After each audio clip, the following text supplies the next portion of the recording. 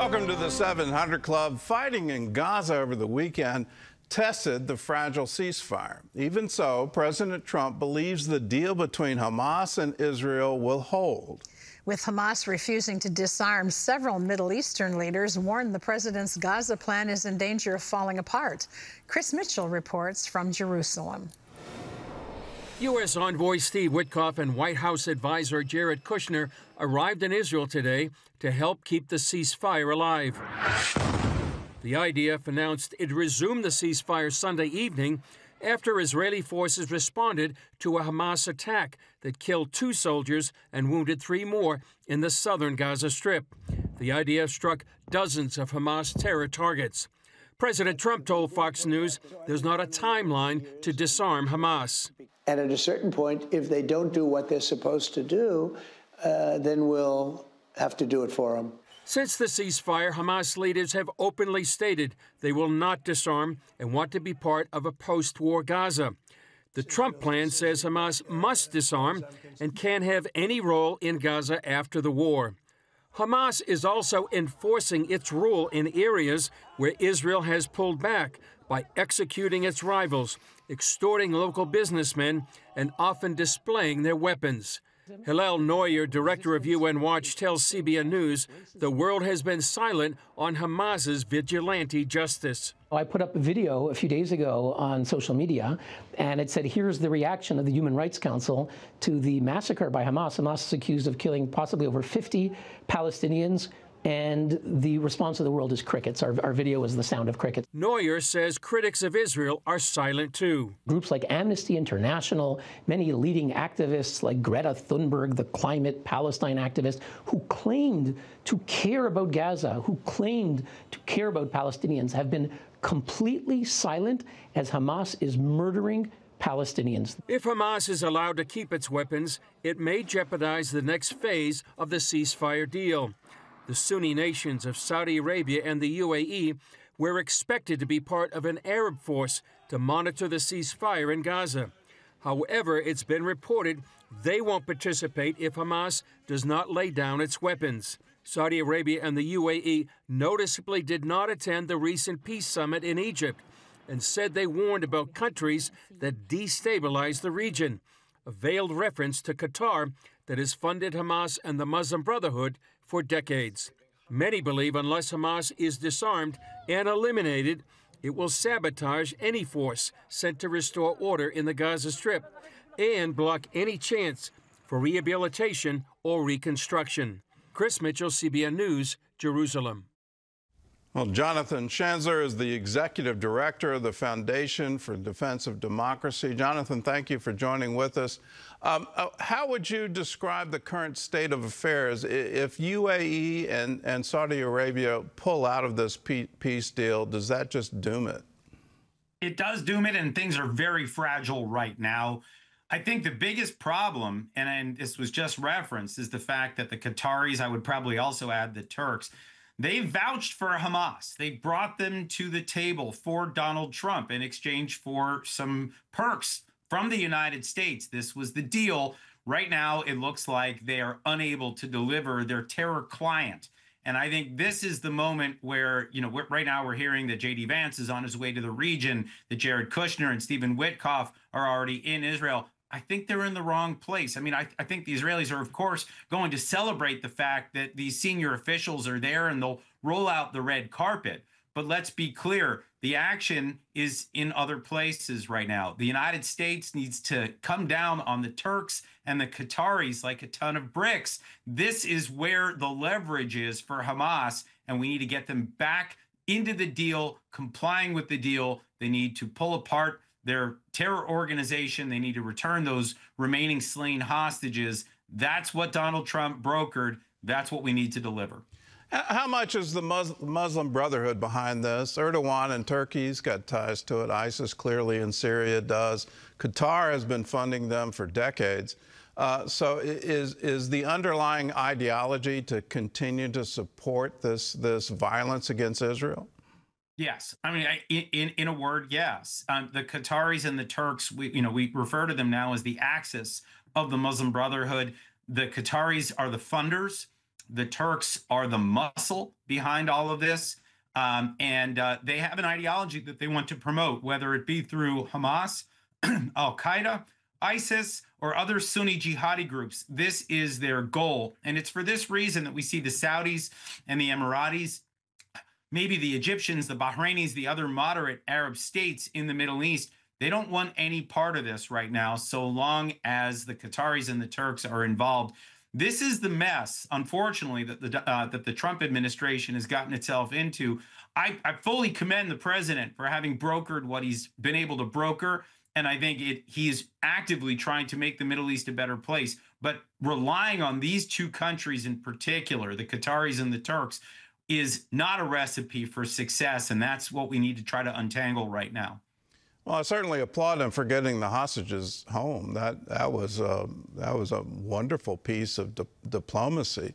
But I don't think he's under any illusions about Qatar. Back in 2017, in his first administration, he identified them as the prime funder of terrorism in the Middle East. What has changed? Because in the press, it's sort of, okay, Qatar's going to give him a 747, and we're going to have some kind of Air Force training base in Idaho. Is he thinking that somehow he can make a deal with someone whose ideology is absolutely opposed to peace? Look, I don't have access to the president's brain, so I don't know exactly what he's thinking. But I mean, one gets a sense that he thinks he can co-opt this terror-sponsoring state. And just to be clear, I mean, this is a country, it's not even really a country, it's a micro-state of 330,000 citizens that controls something like 12% of the world's energy. They have enormous wealth that I think the president wishes to leverage, and we see massive investments, billions and billions of dollars flooding into the United States in different ways. And on the one hand, this helps our economy. On the other hand, one does get a sense that the Qataris are able to capture certain elements of power in this country. We need to figure out how to balance all of that and to leverage them to bring about the foreign policy outcomes that we're looking for. And I think we haven't quite found that that solution yet. That equation is still being worked on. It's not to say that it's impossible for the president to do this, but I think we still have some challenges ahead.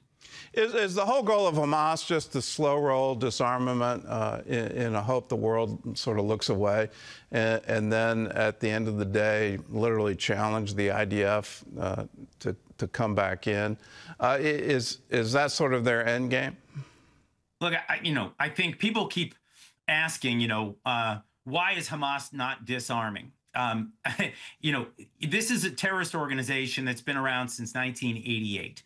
They don't want to disarm. They don't want to dismantle themselves. They want to stay in power. They control Gaza, or at least they did. Now they control a part of Gaza, but they don't want to relinquish that power. And I think that's very clear. They also exist to destroy the state of Israel. And they're not done trying to do that, even as I think they're fully defeated. So, yeah, I think their goal right now is to try to retain some power and to be able to continue to attack Israel and to keep the region at war. Because the longer the region's at war, the more unstable it is, and maybe the more at risk Israel becomes. I mean, I think we need to understand that the Israelis have battled back and they have the upper hand now on 7 different fronts, where at one point it was a lot dicier. They are now in control on all 7 fronts, but the longer this war rages, the more isolated Israel becomes diplomatically, the more frustration builds in the United States or in Europe or in the Middle East. That looks like Hamas's goal right now, in addition to just trying to snipe as many Israeli soldiers and to kill as many Israelis as possible. I think their mission is doomed, but that doesn't mean that they can't bring down the Middle East with them if they drag this out longer. Just a brief comment on the public relations war. It just seems to be an incredible double standard that, we have to protect the children of Gaza, and the IDF has to withdraw. The IDF withdraws, and now Hamas is killing its own people. Why the double standard, and why isn't the world rising up to condemn Hamas for this?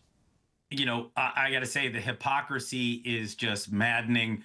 I mean, I have to note that the entire Ceasefire Now crowd I'm talking about the Europeans. I'm talking about the UN. I'm talking about Hollywood. You know, they were all out there screaming for Israel to end the war. Israel is abiding by the ceasefire. Hamas is murdering women and children and innocents on the streets because Gazans are just simply opposing their rule, and it's been utter silence. And it is absolutely shameful to see that silence, however, not surprising. So yeah, a huge double standard. The hypocrisy is glaring, but that should tell you a lot about those that have been excoriating Israel for the last 2 years for the crime of defending itself. Well, Jonathan, thanks for your insight, and thanks for all you do at the Foundation for Defense of Democracies. It seems like democracy is under attack all across the world, and thanks for all that you do and all that you do to help Israel. Thank you. Well, in other news, the Secret Service is tightening security around President Trump after a troubling discovery. Ephraim Graham has that story and more from the CBN newsroom. Ephraim? Gordon, enhanced security measures have been implemented for the president. It comes after Secret Service discovered what's described as a hunting stand position in direct line of sight of Air Force One. It was found near Palm Beach International Airport. FBI agents are collecting evidence to find out who placed the stand there and why. President Donald Trump used a smaller staircase on Sunday to reduce the needed time to board the plane. This discovery follows 2 assassination attempts on the president during the 2024 presidential campaign. Turning now to South America, where President Trump is expected to announce the U.S. is halting foreign aid to Colombia and putting significant tariffs on the country's exports. The decision escalates tensions with Colombian President Gustavo Petro, who Trump has accused of being involved in drug trafficking. Petro charges U.S. military strikes on suspected narcotics boats in the Caribbean killed Colombian citizens. The country was once an ally in the war on drugs. Gordon, back to you. Well, I applaud President Trump for trying to stop the flow of drugs into our country. But, you know, at what point do you start to lose allies along that route? But then you've got a question, is Colombia really an ally? Are they really with us? Venezuela is clearly not with us and clearly against any U.S. interest in South America or even the Caribbean.